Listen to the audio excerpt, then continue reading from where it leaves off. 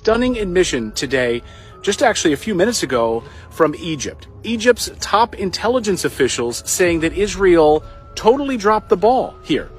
They ignored huge warning signs that something big was coming from Hamas in Gaza, and they did nothing to stop it. In other words, Egypt says Israel knew this was coming.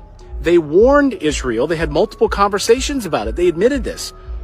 Israel has arguably the most sophisticated intelligence service in the world, and yet they purposefully didn't do anything to stop it. Egypt says they knew about it.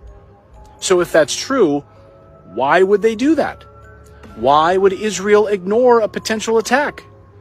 Well, let you make up your own minds. If you didn't think a world war was possible before with the NATO war in Ukraine, well, get ready. A few hours ago, the Israeli Defense Ministry just announced an invasion and destruction of Gaza.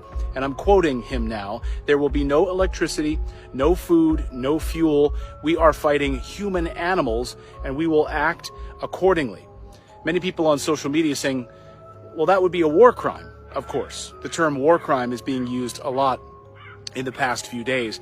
We do have reports now showing Hamas using U.S. weapons meant for Ukraine. Imagine how that happens. We send billions of dollars in money and weapons to Ukraine, only for Ukraine to sell them on the black market to Hamas. So we're following that part of the story. We'll have a larger report on that later this week. Meanwhile, how many innocent people are about to be destroyed, caught in between this mess? The answer is a lot. The next few hours will be pivotal for people living in Gaza. The country of Lebanon just fired a dozen rockets at Israeli targets, warning Israel, stay out of Gaza. If Israel invades Gaza, that will bring a response from Hezbollah. All bets are off.